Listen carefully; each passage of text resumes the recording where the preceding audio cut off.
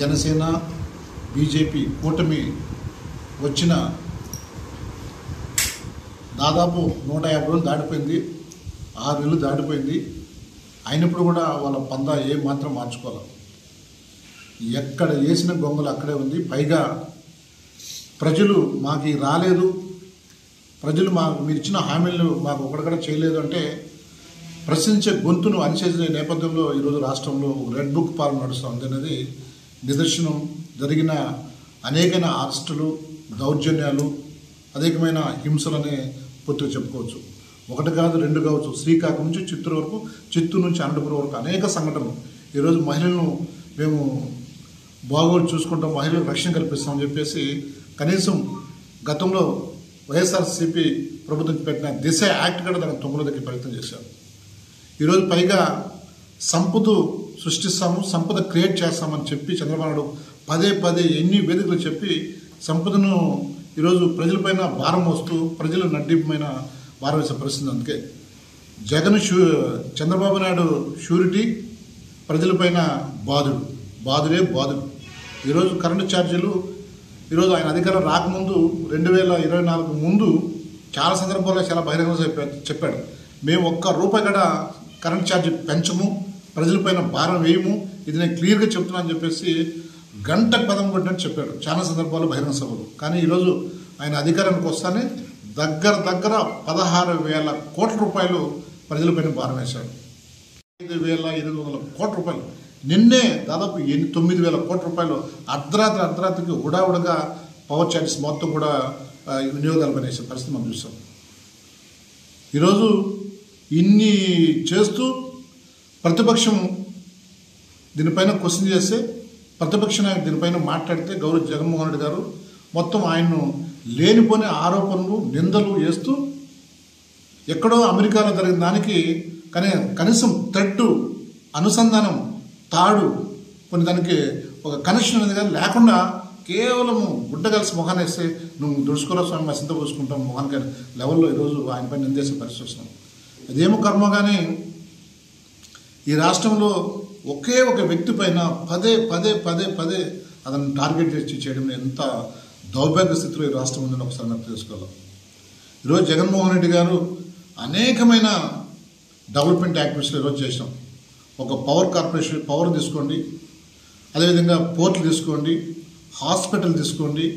కరోనాలో ఆయన కష్టపడిన విధానం చూస్తుంది, ప్రజలను ఏ విధంగా తమ సొంత బిడ్డలు చూసుకున్నాడు.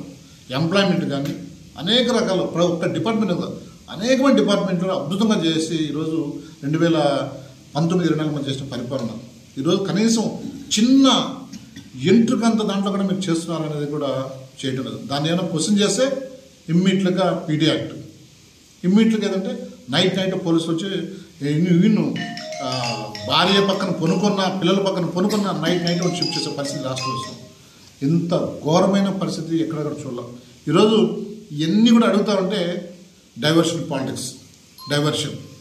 ఈరోజు మేము ఒకటే అడుగుతున్నాం. ఈరోజు పవర్ ఛార్జెస్ ఈరోజు జగన్మోహన్ రెడ్డి చాలా క్లియర్గా సెంట్రల్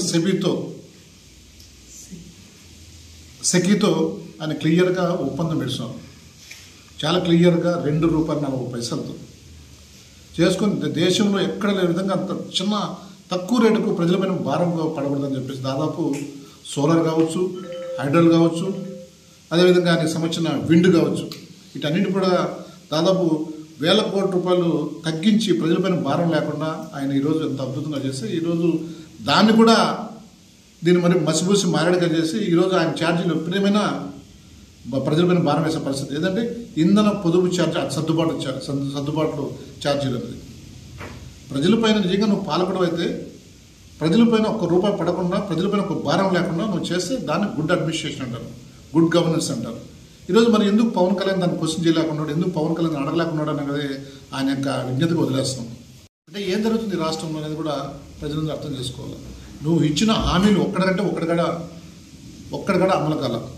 ఇచ్చిన ఏదైతే అమ్మకు వందనము కానీ, నాయనకి ఇంధనం ఇచ్చావు, ఈరోజు నిరుద్యోగ వృద్ధి కానీ, అదే రైతు భరోసా సంబంధించినట్టు కానీ, డాక్టర్ అక్కచెల్లం కానీ, అదే బస్సు కానీ, సిలిండర్లు కానీ ఏం కూడా లేదు.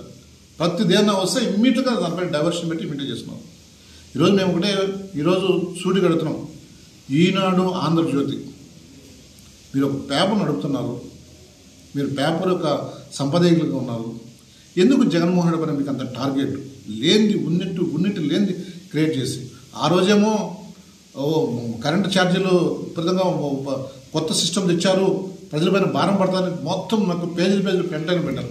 అది సెంట్రల్ గవర్నమెంట్ ఇచ్చింది క్లియర్గా, అన్ని రాష్ట్రాలు దాన్ని ఇంప్లిమెంట్ అవుతున్నాయి, చాలా మంచిదిగా ఉన్నది చెప్పేసి చాలా సందర్భంగా ప్రధానమంత్రి మోడీ గారు చెప్పారు. అదేవిధంగా చాలా సంబంధించిన మంత్రి చెప్పాడు, రాష్ట్ర ముఖ్యమంత్రి చెప్పారు. ఈరోజు మళ్ళీ అదే తెచ్చి మళ్ళీ ప్రజలపైన ఉంటున్నారు. పైగా భారం ఎక్కువ. ఆ రోజు ₹2.45 ₹47 తెస్తే ఈరోజు ₹4.5 మీరు తెచ్చుకొని ప్రజలపైన ఇప్పటికైనా భారం వేస్తారు. నిజంగా ఇది ఎంతవరకు సబబు అని కూడా ప్రజలు గమనించాలా. ఓ దిక్కున దాదాపు 69,000 కోట్ల రూపాయలు తెచ్చారు. ప్రభుత్వం వచ్చి 150 రోజులు అంటే ప్రతి మంగళవారం ఆంధ్రప్రదేశ్లో అప్పుల మంగళవారంగా చేస్తాం, అప్పులు ఆంధ్రప్రదేశ్లో చేస్తాం. ఈ డబ్బులను ఎక్కడ చేస్తాం? మీరు ఏం స్కీమ్స్ ఇవ్వడం లేదు, ఒక పథకం ప్రజలకు అందడం లేదు. మీరు ఇచ్చిన ఏదైతే మేనిఫెస్టో సూపర్ 6 అనేది దేవుడారు, కానీ కనీసం ఒక్క పథకం జనాలకు అందే పరిస్థితి లేదు. ఈ 69,000 కోట్ల రూపాయలు ఏం చేసినట్టు? పైగా బడ్జెట్లో తప్పుడు లెక్కలు చూపించారు. బడ్జెట్లో మీరు నిజంగా బడ్జెట్ విషయానికి వస్తే బడ్జెట్లో మీరు చాలా విషయాల్లో జగన్మోహన్ గారు అధికారంలో ఉన్నప్పుడు రకరకాల అప్పుల పాలైంది. మరో శ్రీలంక మొలని చేసిన తర్వాత బడ్జెట్లో మీరు క్లియర్గా మీరు ప్రవేశపెట్టిన తర్వాత గవర్నర్తో కానీ మీరు కానీ స్వయం ముఖ్యమంత్రి చంద్రబాబు నాయుడు కానీ పయ్యాల కేశవ్ ఫైనాన్స్ మినిస్టర్ కానీ రాష్ట్ర బడ్జెట్ 6 లక్షల కోట్లు చెప్పారు. 6,42,000 కోట్లు చెప్పారు. మీరే ఒప్పుకున్నారు. ఏది గతంలో మీరు 2014-19 చేసిన 3.5 లక్షల కోట్లు మేము ఇన్ని పథకాలు ఇచ్చి, ఇన్ని సంక్షేమ పథకాలు ఇచ్చి, ఇన్ని డెవలప్మెంట్ చేసి, ఇన్ని పోర్ట్లు, హాస్పిటల్స్, ఎడ్యుకేషన్ ఇన్స్టిట్యూషన్స్, విద్యా అవకాశం రూపురేఖలు మార్చిన పరిస్థితి రాష్ట్రంలో 2019-24 నుంచి చేస్తే మేము ఖర్చు చేసి కేవలం 3 లక్షల కోట్లు. మాది అంతా కలిసి 6 లక్షల కోట్లు. కానీ ఈరోజు మళ్ళీ ఎక్కడ మైలేజ్ జగన్మోహన్ రెడ్డి గారు పోతుందో, ఎక్కడ నేను చేసిన హామీలు నెరవేర్చలేకపోతున్నాను, నేను ఇవ్వలేకపోతున్నాను, ఈ డబ్బులు ఆడిపోతున్నాను క్వశ్చన్ చేస్తారనే ఉద్దేశంతోనే మళ్ళీ ఈరోజు మార్కెట్ మళ్ళీ పెట్టేసినాం.